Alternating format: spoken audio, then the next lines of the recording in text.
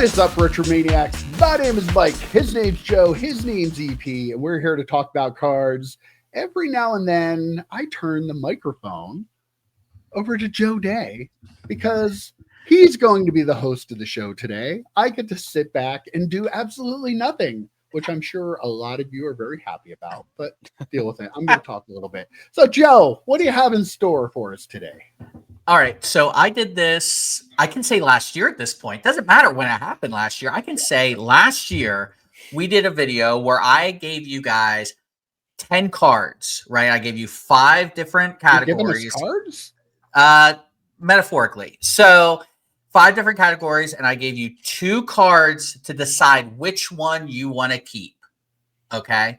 You can do whatever you want with this card, but the assumption is you have the money to purchase one of these cards. So you're going to decide which one you want to purchase. Some of them we could actually purchase. Some of them, none of us combined even could purchase.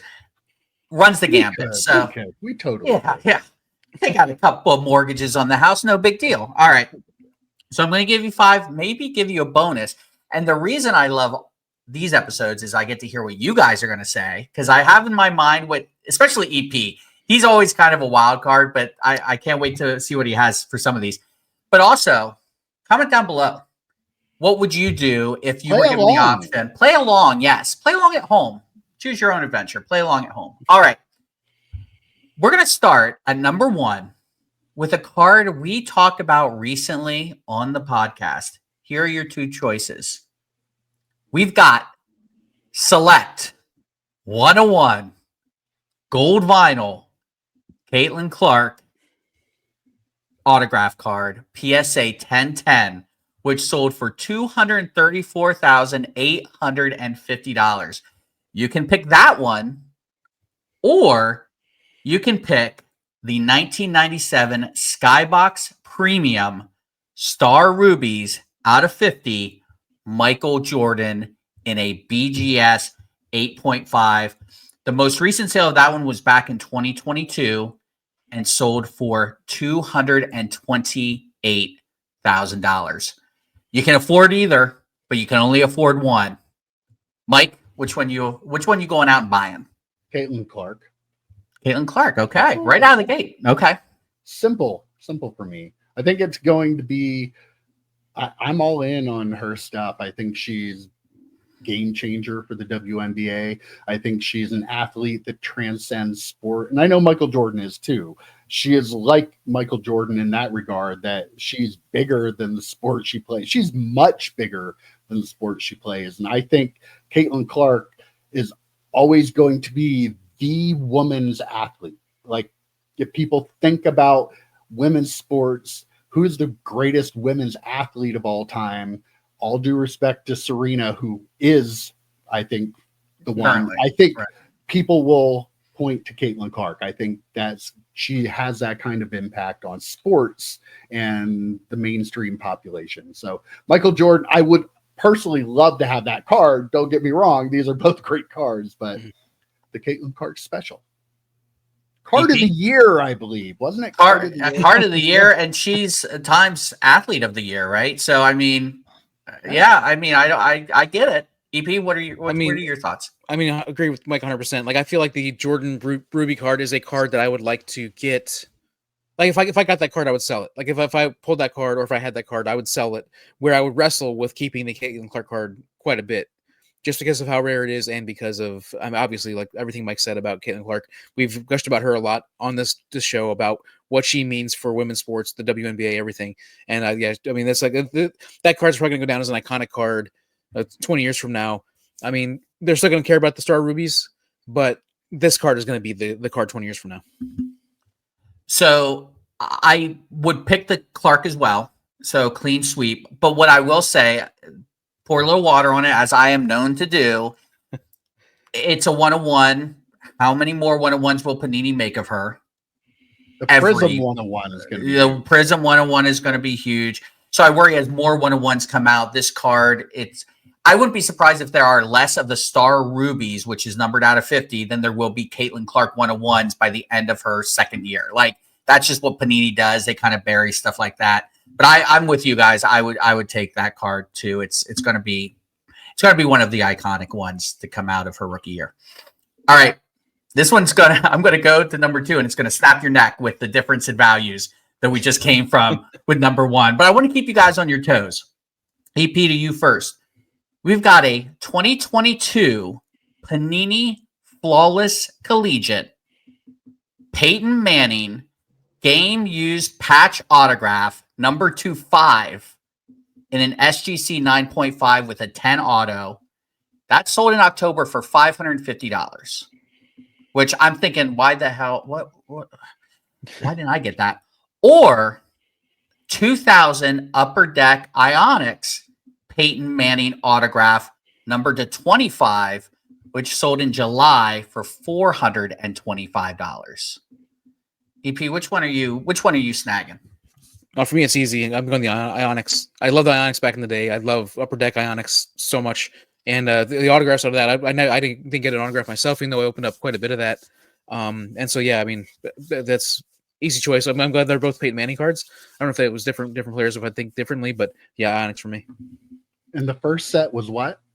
It was 2022 Flawless Collegiate. So he's in his Tennessee. Yes. Ooh, yeah. I think I'm going to have to go with the Ionics too, just because I don't have any allegiance to Tennessee. Right. I'm sure if I were a Tennessee fan, that would be an easy answer. But since I'm not, I'm going to go with the one with him in his pro uniform. I love Ionics too. The other card's a great card too. Like crazy that these things sell for what they do. 525 or under. Like, what are we doing? Actually, like, I feel like this is one of the cool things about some of the modern sets are the players from the era that we love the most, that we were originally collectors. You can get some fantastic cards at a great deal. Game used, well, patch cards, not game used stuff. Yeah. Was this one actually game used? This one is actually game used. Some Yeah. of it's game used too, and autograph stuff of some really special looking cards for pretty cheap because they're not the hot rookies. So yeah, but I'm going with the Ionics. If this was a 1999 Ionics, because we love 1999, which I don't even know if they made Ionics in 99, or if this was from his rookie year, it would be way more expensive. That's why I'm kind of leaning the Flawless Collegiate. I love collegiate cards. I love the fact that it's game used, and it's just a beautiful card. And I actually like him better as a Bronco. I never had him on my fantasy teams. We talk about fantasy football a lot and how that kind of shapes our collecting sometimes. I never had him as a Colt. I had him as a Bronco. So the NFL allegiance thing doesn't really mean much to me. So I think in this one, I would actually go with the Flawless Collegiate. Really, really clean card. I might need to pick one of these up. All right. We're going to get in the Wayback Machine for number 3. We're going to 1977. Well, it was before I was born. So I wasn't even born yet. that math doesn't add up. All right. 1977 Wonder Bread, Star Wars, Darth Vader in a PSA 10. This sold in July of 2023 for $5,100. That's option A. Option B, 2022 Topps Finest Star Wars Darth Vader 1 of 1 Superfractor, or as some people call it, a Super Refractor, DGS 9.5, which sold last March for $5,500. Which one are you taking? And I think it is Mike's turn. That's a tough one. I think I'm actually going to take the Finest Superfractor, or Super Refractor, if you will. I love old Star Wars stuff. I was an OG Star Wars kid. I got all of the toys for my birthday party. Great time of my life. Love that.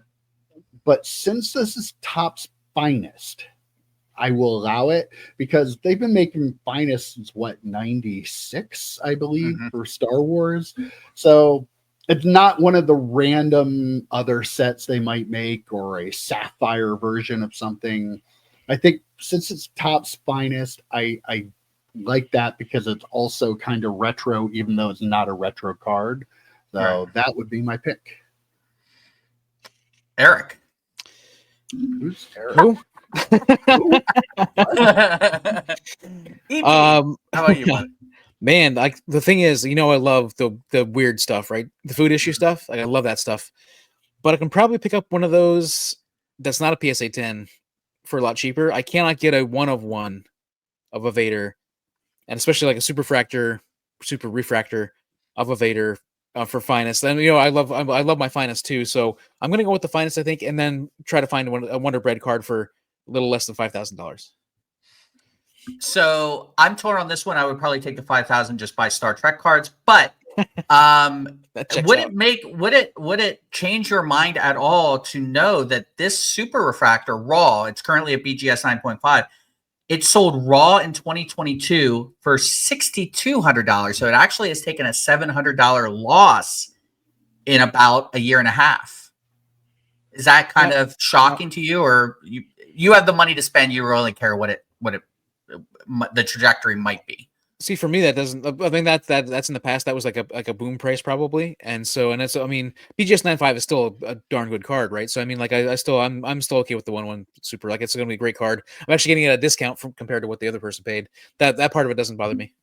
And I feel like I'm kind of buying what I would like. In this case, I would like that card a little bit. I love both of them, don't get me wrong. I think maybe the Wonder Bread one, investment-wise, might be a better investment because it's old, probably not a very high pop count.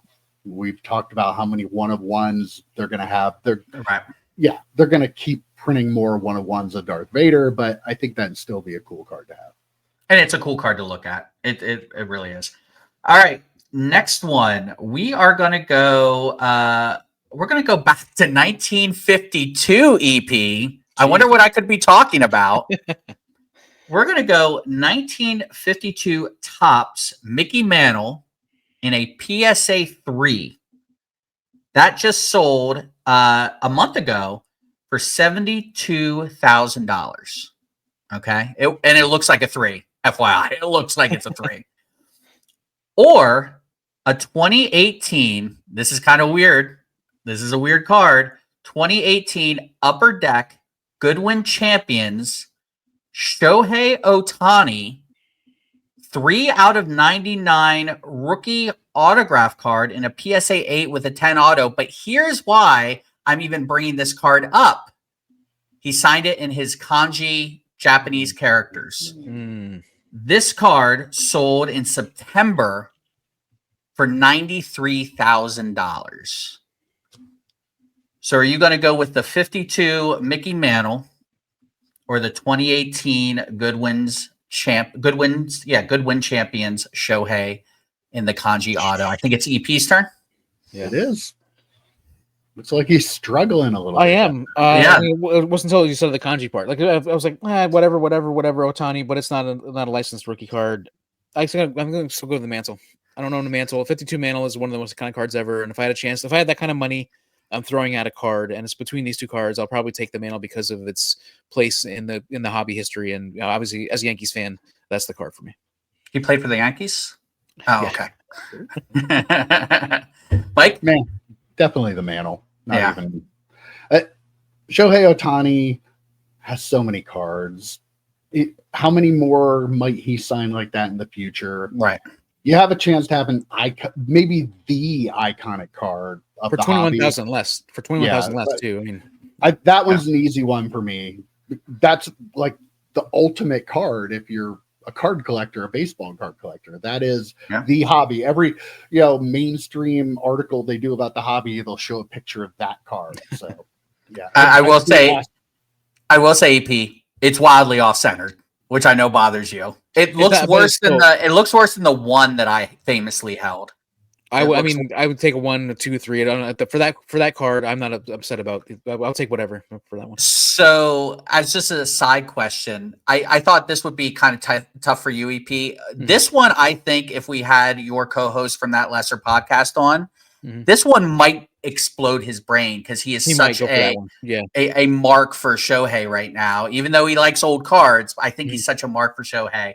That one might actually pain him. Maybe you can bring it up on the podcast sometime and credit Dustin with asking. Anyway, I don't hold a grudge. So anyway, this one's your bonus one, boys. This is your bonus one before we get to number 1. All right. So this, you have to open it. Whatever you do after you open it, if you want to grade, sell, keep, whatever, does not matter, but you have to open it. Okay. So your choices: 2018 Panini Prism Football. We're talking Josh Allen. We're talking Lamar, Sam Darnold coming on, Baker, your boy Barkley, Mike. All their rookie cards. 12-box sealed case, which sold a year ago, almost exactly, for $15,500. So it's a sealed 12-box case. Or 2008, I had to get my boys from Rittenhouse in here. 2008 Rittenhouse Iron Man movie cards, 12-box sealed case. That sold in 2022 for $9,400, and I guarantee you can't get it for that now. So that's why I picked something a little bit more expensive. It's probably closer to that Prism price than it is the price it sold for in 2022. You got to rip it. You can do whatever you want afterwards. Which one are you getting to rip? I think it is me. Mike? This is the one with the iconic Robert Downey Jr. autograph. Right? Sure is. A couple of them, actually. One is Iron Man, one is Tony Stark. This is a no-brainer for me. I'm opening the Iron Man. You're going to get better value out of it, I think, than the Prism Football. I would have way more fun since I have to open it. I would have way more fun. The Prism Football, don't get me wrong, fantastic product.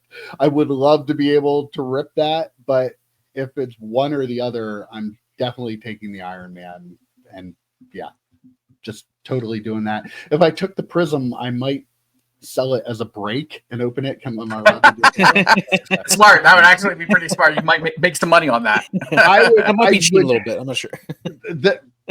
That football would be fun. If there is a newer football product out there that I would have fun ripping, that would definitely be it. But the Iron Man stuff, I think I would just have more fun doing because it's different. So that's my answer. So when you said 2018 Panini Prism Football, I was like, well, how can you have anything that's gonna even come close to this? And then he said 2008. I was like, is that the year? And he said Iron Man. I was like, it's the year. Yeah. And so like, the thing is, I disagree a little bit with Mike. I wonder if you can if it would be easier to get some of your money back from the Prism than it would be from the Iron Man. You're gonna have a lot of base cards and stuff like that. You have to make sure you have to get at least one of the Downey autos, if not two of the Downey autos, probably. To even, you're not gonna make your money back in either of them. Now, keep in mind there are other big autos in that too. That because the Downey auto is so big, it's brought the price of like the John Favreau auto up as well. Kind of a rising tides thing with that product. By far the most fun I would have would be the Iron Man set. Like, I think we would all just go crazy opening. If we open that on the channel like live. You should have a box open. Like we would just, we'd be loving every second of that. And that's my choice. And I realize that the prices are from different years, but at this point, it's also a little bit of probably a little bit of a value compared to the Prism Football. You probably still even could get a case of that cheaper despite. And I want to add this, like, what card would you be more excited to pull out of the Prism Football? Nothing close. Nothing in the Downey auto. Yeah. So like to have a chance to pull that card yourself out of a pack, that would be like the excitement level would be so much higher than you're running around the house. Yeah. You would probably get a lot of cool cards that have value out of the Prism Football because of all the players that made it out of that draft class. But I don't think you have that upper level of this card that is iconic. This is an iconic modern non-sports card. And I don't think there's anything you could pull out of the football that would compare to that. So that's why I went with the Iron Man. The thing with the football, if I ripped the case of it, I'd be like, okay, cool. These will be good on eBay. Like at no point is there a single card in there that I would say, oh, can't wait to add to this. To the PC. Should I sell it or should I keep it? There's no question. Everything that comes out of here. The one knock, though, I will have from opening up quite a bit of Rittenhouse products is there is a lot of base EP. So like if like the autos, you get 2 autos. So it might the first couple of boxes will be really fun, but then after that, it's like, okay, where's that Downey auto? Where's that? So I think it could become a little bit monotonous, but I'm still 2008 Iron Man easily to pull, like you said, Mike, to pull that card. How cool would that be? You know, that would be like one of maybe EP would even talk about us if we pulled that on. If we did, maybe. I don't. Probably not. No. All right. Dustin pulled it. Dustin pulled this really cool Iron Man card. Thanks, Dustin, for talking about how great non-sports are. All right, one last one. This is probably the least exciting one, but for me, I kind of really dig it. And you know, with the Superman trailer coming out, I thought it'd be a lot of fun to go this route. We're going to go with the 1940 Gum Inc., which I believe turned into Bowman, if I am not mistaken. 1940 Gum Inc. Superman #1 in a PSA 1 for $1,375. Just imagine that in a higher grade. PSA 1, almost $1,400. That sold in November of this past year, November of 2024. Or 2019 Cryptozoic Superheroes and Villains Henry Cavill as Superman autograph, number to 25, which sold around the same time. It sold in mid-2023 for $1,350. Okay, so real quick, the Henry Cavill, there were 4 Henry Cavill autographs. They were all numbered to 25. There were 4 of them numbered to 25, I believe is how it went. So there were 100 total of those cards in that set. And I believe it is EP. Okay. Ooh, he's thinking. Look at this. I know he's. I think it's the what would Dustin do? Fantastic. We should have things made. WWDD. Yeah. Yeah. So I feel like the Cryptozoic Cavill auto would be the more of the Superman that I know and remember, more similar to the Superman I know and remember, you know, from my childhood as the iconic character. But the 1940 Gum one, I feel like that's selling a PSA 1, and I've never heard of this card before, and I feel like there are probably not a ton of them out there that are even worth being a PSA 1. Like there, I mean, if you know, I don't know what the pop is on it, but I feel like that's the one that I probably would take just because it seems like it's so rare. So I'll go with the Gum. There's a raw one that sold for more that looked worse, but I just because the prices were close, I wanted to go with that. But yeah, it's a hard card to find. Yeah, I feel like that one's the one because it's not an iconic card yet, but I wonder if maybe James can make it a kind of an iconic card too. So. I would totally take the 1940 card. No brainer for me again. Yeah. I have no attachment to Henry Cavill or the movies he made. So like I could honestly, no offense if he's watching, but I could care less about pulling his autographs. So yeah, that's an easy one. I'd rather have the traditional old school Superman from way back when 1940. You said 1940. Yeah. So I kind of figured that's where you would go, Mike. I kind of figured EP might go with the Cavill because again, I know you watch those movies. I'm actually torn on this one. I think it's an investment. Give me the Superman from 1940 because when James Gunn comes in, I think that type of stuff is going to hit the moon. Where Cavill, it probably will stay where it's at because he's not Superman anymore. Yeah. That being said, you cannot find these cards. Like the lowest priced one on eBay for the Cavill is like $5,000. Like people do not want to sell them. So, and while there were 100 or so of them total made, like there's like 4 on eBay. It's like people pulled them, put them in their collection, and they're not going anywhere. So, I would probably lean towards the 1940 as well, but it's closer than I thought as I was going through the different cards. So, boys, that's all I have for you. Everyone, comment down below your choices. I'm curious. I kind of knew what these guys were going to pick, but I'm more curious what you guys are going to pick. What would Dustin do? What would that WWDD hashtag WWDD? Yeah, for Comment twice. Once for what you want to do, once for what you think Dustin would do. sure. Especially Ziggy. Let us know what you Yeah, think. Ziggy, let us know. And again, I'd be remiss if I don't mention, use my code, the Sports Card Dad, to get 10% off of your slab mags. Boys, that's it. That's all I have. Anything, Mike, you want to close the show as you normally do? I don't remember how I close it. So yeah, that's all we got this week. See you later, boys. Take care. See ya. See ya.